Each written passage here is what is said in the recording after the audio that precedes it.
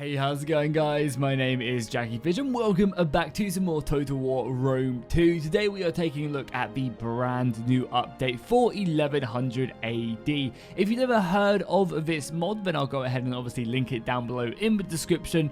But basically what it does is it brings the medieval world into Total War Rome 2. I know a lot of people do actually prefer Rome 2 over Attila as a base game, so it's nice that we do have the option whether or not you want to play 1212 AD in Attila or play in Rome 2. As I know, yeah, as I said, a lot of people do prefer, one game or another, so it's good that we have the choices. So in 1100 AD, this mod is a lot newer than 1212. 1212 has been worked on for many years now. So 1100 AD is more of a newer iteration, and this is kind of one of their, I think, their second big update coming to the mod. I'll go ahead and talk about the update as well as the overall mod, because again, some of you guys probably have not heard of this mod before, so it could be one that you guys want to dive in and mess around with. So faction-wise, we do have a handful of factions. I believe the Crusading States have recently been added in the new update. We also got the Norman factions as well of Normandy, which recently got added, which is awesome. Other than that, though, we do have many factions in the Catholic nations. So obviously we have Poland, the Holy Roman Empire, France, Castile, and Pisa.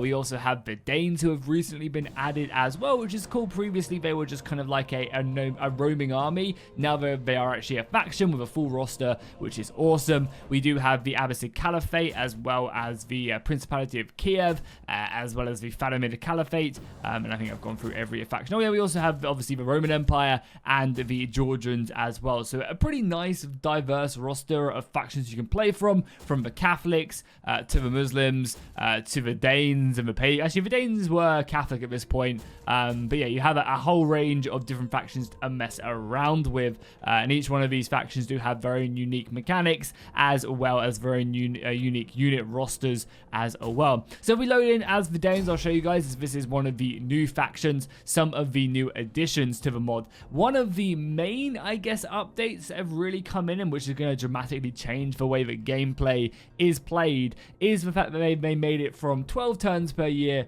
down to 4 turns per year. I think this is a real good change, because the average person doesn't want to play 4 turns of winter with really harsh benefits. As much as I personally love stuff like that, I'm definitely in the minority, and I think the average person who wants to just load up and have a campaign, doesn't want to have them 4 turns of winter where they can't do anything and their towns are super unhappy, and so on and so on. So I think to kind of bring it a bit more in line with like the average person playing Rome 2 and the average person playing this mod, 4 turns per year I think is a great change, because it's just going to appeal to a lot more people than previously with them 12 turns per year. As well as that, because of that, buildings and unit recruitment is also way better as well, because it's going to be so much quicker. So as the Danes, you start off obviously in the north. Right now you are bordered by the Holy Roman Empire and also by many other nations which you are going to have to fight. One of the things that they recently added in, which is actually really cool, is a new succession thing. If your character dies and you do not have a livable heir, so for example, or an inheritable heir, I should say livable, they just made that word up, an inheritable heir, so a son of age. So if my son is not 14 or 15, I don't know when they come of age in Rome 2, I think it's 15, maybe 16, maybe 14. It's somewhere in between there. But yeah, if my faction leader dies and I don't have an heir of age, my faction is going to get thrown into a civil war, and that can be really interesting, and it adds in a lot of gameplay mechanics, because right now, again, my king is currently leading this army, so it'll make me think twice before doing that. As well as that, you can obviously also have a whole load of rosters. If I go over there, plenty more buildings have been added for the different cultures as well. And you can see the different styles of units you can pick up. So as I said, a pretty diverse roster all in all. You can see some of the garrisons as well. There's been a ton of buildings added. So for example, this is like my main recruitment, and then I have this building right here, the Artisan Lodge, which also gives me access to a few other different ones. So there's multiple different unit trees that you can make your way down, which is exciting, and get specific units from certain buildings, which is great. But obviously that's not also going to be the only thing. I'll go ahead and destroy this building so we can take a little bit an easier look later on at all the other units. They've also gone ahead and changed the way that settlements are placed. So for example, Constantinople has been moved from this side of the river to this side of the river. It is still a bit north. I think it's like a roundabout here, but again, it's extremely hard to edit the campaign map in Rome 2, in Attila. You know, since Shogun 2, it's been extremely hard, so that does make a lot of sense. So we're going to end the turn because I want to show off another feature that will be popping up, and again, it's something that is pretty prevalent in the mod itself. So hopefully this thing happens. I might have to end maybe one more turn. But for now, there is a massive emphasis on the modder trying to, I guess, encourage better diplomacy in the game. Diplomacy has been one of the features that has always kind of sucked in this game. Like, it's just never really been a good thing to ever work out in Total War games pre, like, Three Kingdoms. Diplomacy's always been really harsh, and definitely in Rome 2, Attila, it was bad. However, the modder, what he's gone ahead and tried to do is create more unique scenarios that will allow the player to actually have some fun with it. So, for example, is the HRE at war anyway? He is. So now, factions, if they have a lot of money and you're bordered with them against someone, they will pay me a lot of money to go to war with Flanders, which is exciting, and I think it really fits that narrative. So, for example, I think the HRE are mega rich. Yeah, you can get so much money out of them. Yeah, 7k, they'll do that. You can bargain trade agreements. You can bargain, probably not non-aggressions. Yeah, they won't do non-aggressions, but you can bargain a lot of stuff by joining other factions' wars, which, again, I really like that, especially as, like, the Danes. Like, it's kind of almost like I'm being hired as mercenaries to go to war with people. And if you're bordered with a rich faction like the Holy Roman Empire, you know, like the Kingdom of France, these really powerful nations, you can almost befriend them by joining in these, like, coalition wars against them. And this also goes ahead and plays into the fact when you're actually fighting someone as well, because if you conquer a lot of their settlements, so say for example, the HRE has 5, 6, 7 settlements, if I was to take and occupy like 3 or 4 of them, they'll be way more inclined to make peace with me. And you may think like, oh, that's always been the case, right? It's always been the case that if you take a lot of their settlements, they make peace. Well, not really. A lot of times, unless you're really like pummeling them into the ground, the AI will just refuse to make peace. Like, for example, DEI, Vanilla Rome 2, if you're at war with Carthage, you're at war with Carthage to the end of time. That they are not making peace. There is 0% chance of that happening. But in this mod, the modder has really tried to kind of emphasize that kind of, you know, that warring states going on and then a peace resolution being found, so that these wars just don't go on forever and ever. You can go out, you can hammer them at home, take a few of their settlements, and they'll be very much, you know, begging for peace at that point, realizing that the war is lost, which again is a great addition. I love that the modder has actually gone in and really tried to mess around with something that we necessarily haven't seen too much of. Again, building wise, as you can see, there are a handful of new buildings, so I just kind of run through all the ones that I have access to. You can see a bunch more churches as well now that all do different things. Again, I like that that food is a big negative. This is something they've kind of removed from more recent games, but when you get a building that's going to be, you know, be upgraded, for example, like the Shrine de Saint Benedict, it costs food, and that racks up, and that's something you have to manage. And obviously be like, oh, okay, I need to go ahead and get some more food. Well, that takes away public order. It's like the DEI style of doing things, and I really miss it from the more recent games because I love that balance of negativity. Yeah, so for example, this is a great example of war declaration. The HRE just declared war on these guys. These guys actually own one of my provinces. So, you know, why not get paid a ton of money to go to war with someone that I was planning on going to war with anyway? Obviously, you have to be kind of careful because you don't want to overextend. And, you know, for example, just like this, I think 15k now. Yeah, the HRE are so rich because of all their vassals. I can't get an aggression, but I can get trade with them. And I probably can't get anything else. Right, yeah, there's no way I'm going to fail. So boom, I've just got 15k, and that's just, you know, forged my war. But it makes sense, right? Like, the HRE can't fight everybody, so they're paying me to do it for them. And I just really dig that. So what we'll do now is, we'll dive into a big battle. So again, you guys can see a few of the units, exactly what they're like. and we'll go from there. Okay, guys, we are now ready for a battle. I went ahead and recruited some extra mercenaries. I've got some of my own troops in there, and we are going to dive in. Again, this is probably a battle we might lose. I have found that this mod is pretty difficult on the higher difficulty, so you're probably going to want to stick it around about medium, much like you do with Dividia et Impera. I mean, you can always just up the battle difficulty if you're finding battles are too easy or too hard. You can then just jump them all the way up. I'm actually thinking that I'm playing this on very hard because it's a battle I saved at before a stream that I was doing yesterday, so we're probably going to get absolutely demolished here, but we'll have to see if we can win the day. So we'll just form up, and then I'll show you guys some of the awesome looking units, and we'll kind of go from there. I have noted that, especially in the early game, much like it makes sense, archers are extremely strong, so definitely a setup that you're going to want to utilize to the best of your abilities. So let's take a look at some of the units. Obviously, these are the new Danish units that are in the game. So we have this unit of Norse Raiders, two-handed axes, very, very deadly, have 54 melee attack. That is actually incredible. Really, really deadly indeed compared to some of the other units. Really good morale as well. Probably my best unit I have access to. Then also have some of these spearmen. I believe, yeah, these are some of our elite spearmen as well. We start with 2 of them in our army. They can form shield wall and that glorious guard mode as well. Almost enough to make me want to play Rome 2 again with that guard mode over Attila because, yeah, not having guard mode in Attila sucks so much. We also have some of these warriors. Again, you can see their sex right there, and also that buckler shield. Pretty light infantry, nothing to write home about. We have some mercenary light spears that you can pick up, so there's a lot of mercenaries on the map as well that we can grab. You can see they're kind of like a mix of kite shields, round shields, a real kind of ragtag bunch of veteran warriors. We also have some archers back here.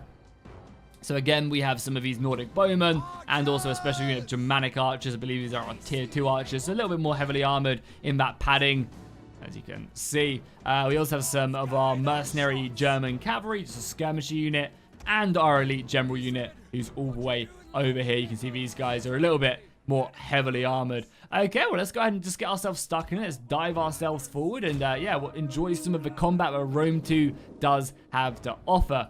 I'm actually going to send my cavalry out immediately, and we're just going to try and maybe skirmish off of their general. Could be a really good idea. And yeah, I think we'll just kind of blunt force our way in.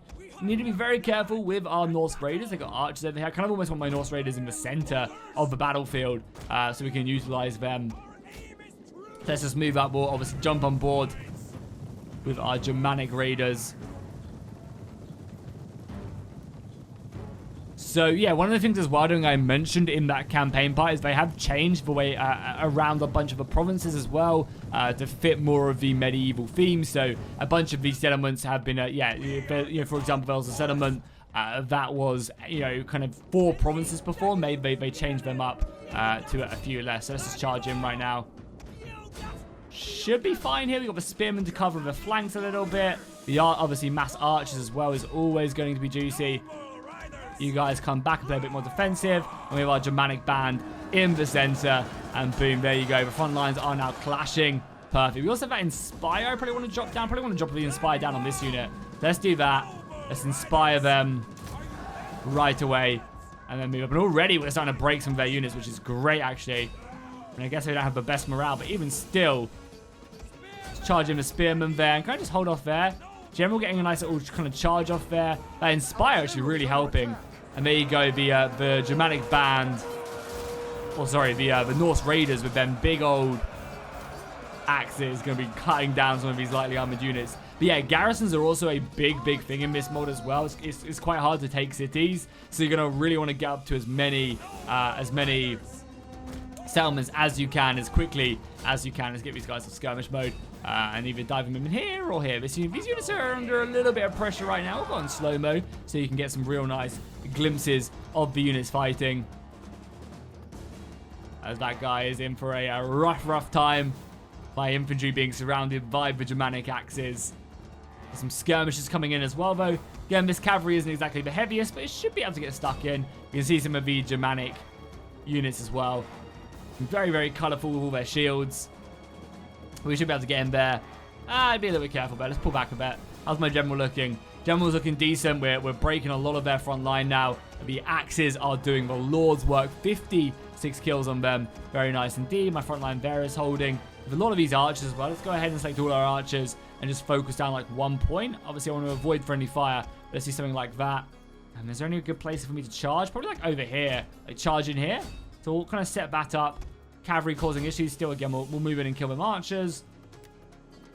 As our archers just volley arrow after arrow. Again, these guys are pretty tanky. They've got big round shields, so they'll be able to hold that back. But yeah, I'll throw my light cavalry in. My general coming in and probably going to look to charge this, maybe? Would be a good plan of action. Frenzy charge as well, so we get that boost to our charged bonus. Try and just cause this unit of warriors to break. And that's my unit of warriors breaking right there. It's not good. Again, let's pull out there and maybe hit these guys with the arrows. Keep on firing. With Dramatic Battle, we'll be able to wrap around momentarily. So we'll kind of just use that to our advantage. General's still looking okay. Might have to pull out pretty soon, though. Another charge there right into the back of their ranks. The spearmen obviously going to be kind of scary. Yeah, the arrow fire over here is looking scary. There's a lot of arrow fire helping us out. And now the Germanic band can wrap around and start cutting down them spears as well, which are also a good plan of action. And give our general out of there. Cavalry's kind of almost stuck in. But we nice. We've wrapped them around now as well. Wait, do these guys have javelins? I did not realize these guys had javelins. I don't think they do. Continue up arrow fire. We're just really using them arrows where we're weak. And I think that's doing a lot of damage. At least I'm hoping it's doing a lot of damage. My spearmen are actually doing a pretty decent job here as well. I can't complain about... Did I lose that cavalry? I did lose that cavalry. Okay, this right flank's looking a little bit scary. I don't want to engage their generals though. Their general has, what, 80 men? Yeah, 80 men, whereas we have also 80 men, but still just need to be a little bit careful. Just continue to change your focus now. You guys continue to push. Probably going to send some more support over on this right-hand side. We'll let these swords keep on pushing. And it looks like they're really trying to maybe wrap around and... oh, God, they're coming after these guys. Reform if you guys can. Cavalry defensive tactics. No, okay, cool. We're going to throw them off. Just good. And the arrows just got perfect. My Germanic band will hold the line here for some time. They got that Inspire back as well. Yeah, I mean, this section of the battlefield. You kill that general, please? And I kind of need these guys to wrap around or... Yeah, this section of the battlefield is not looking good. So we'll drop an Inspire down on one of our units. I guess the unit is more likely to stand around. And then we'll hammer and anvil this, try and cause a big break on this right-hand side. And we'll go from there. The arrow fire should do a pretty good job. And we can also switch our arrow fire onto their general. And then, yeah, let's just charge in here. Try and, like, break up his flanks. Then that frees up our axes. So we're doing a great job. We've got to suck on their units. Not good, not good, not good. Anything else we can shoot at pretty easily? Probably this. Our right flank, though. My left flank's crumbling. Yeah, battle's lost. I remember this was one of the battles we went and turned down the difficulty after this, I'm pretty sure. Which is kind of funny. But we might still be able to win this one. We still have a lot of archers left, right? So it's definitely possible, and our general can cause a big mass rout here as well. So it's definitely still everything to play for. But yeah, losing that right flank is pretty catastrophic. So nothing. Oh, someone's got something back. Get back here as quickly as possible. Yeah, now the archers are being pinned down. That's going to be a little bit troublesome, for sure. Our right flank is, yeah, not looking good. So send you guys there. You send you guys there. We need these archers to be firing as much as possible. It's the only way. And their general's coming in on me as well. No, they're so bad. Trying to spearman help. Maybe trying to kill that general could be a good idea. I mean, we need all the infantry we can get, right? Oh, we're getting trapped in here as well. I think this could be the end, even with our spearmen up here as well. I don't think we're going to kill their general quick enough, unfortunately. If we do, though, then maybe there's a chance. But yeah, our archers are now being chased down. We need these swordsmen up here ASAP to cover. We need you guys back there. Got some spearmen holding the line. I mean, balance of power is still in my favor somehow. I think if we just kill their general, we win. Because they're very, very, very close to breaking. A lot of their morale is not looking good. I just need these guys to keep on running. And then it's done. Come on, kill him, kill him. Kill him. Break him. You can do it. These guys holding firm against the enemy. Archers breaking back, which is perfect. One of my archers got caught. That's fine. You guys turn and just shoot. Want us to be a sacrificial lamb, I guess. Come on. Nice. We do break him or not? We need to make sure that he's, like, gone from the battlefield. Got an Inspire on us as well. Catch him. We need him just gone. Because the morale hit doesn't really come in until everyone's done. Okay, now he's done. Perfect. Come back, come back, come back. We need that general. Let's go break these guys. Keep on hitting this infantry that's still plaguing us. We need our cavalry in here because again, it's just army attrition now. Whoa, an intense battle so far. Arrow fire probably moving in to hit this. Yeah, we need this general unit to come in like frenzy charge, go into wedge formation, break these guys like yesterday. Arrow fire here, please. Arrow fire there. Does that make you slower or what? Charge damage, acceleration, charge speed. Yeah, just get stuck in here. Go, go, go. And I guess we'll inspire them as well, just so we do as much damage as possible. My units are so close to breaking. We still have ammunition left, though. That's the main thing. So we still have ammunition left. If I can just, if my cavalry can just break this up, which they should be able to do, we'll do okay. Man, what a crazy close battle. We just need these archers to break, I think. Maybe we just ignore them? I mean, my general unit is like losing to a unit of mercenary Germanic hunters. And obviously we're getting volleyed in, so yeah, we're losing that. Fuck. You guys have ammunition? Just charge them. If my general dies right now, the battle is over for sure. We can still break up a lot of these guys. You guys are out of ammunition, which is fine. So you guys.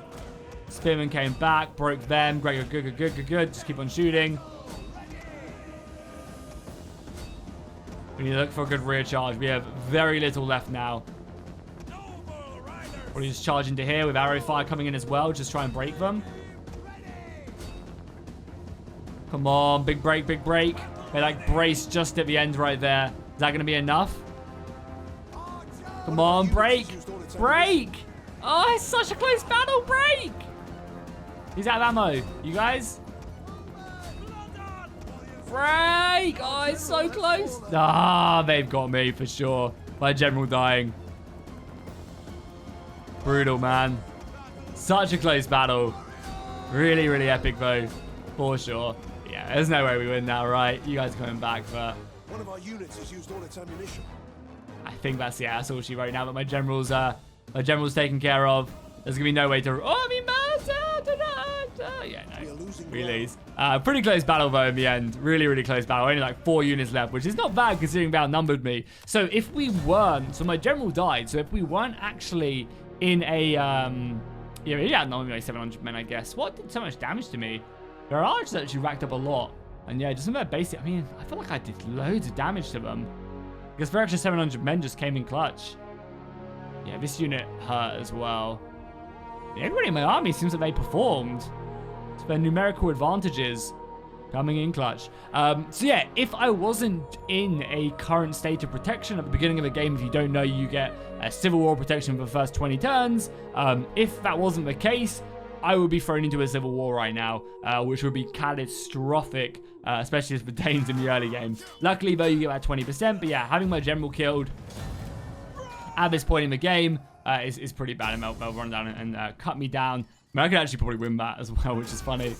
But yeah, so it's a really real kind of interesting dynamic where you actually have to really, pay attention to your generals and keep them alive. But that's going to do it for today's video. Go check out the mod. Go and show some love to the modder himself. As you can see, like, its new leader has arisen because of that. But we are in, pretty bad loyalty because our faction leader just died. So it throws us into them negatives right away due to the King's Dynasty style that we have. But yeah, it just goes and gives me a new faction leader because we've currently got that protection, which is just the way they do it. We're protected for like 16 turns, yeah. But if it wasn't, we'd be in a civil war right now, fighting the trade party and trying to keep control of my kingdom. So yeah, if you guys enjoyed this video, make sure you drop a like and a comment down below, and I'll see you guys in the next one.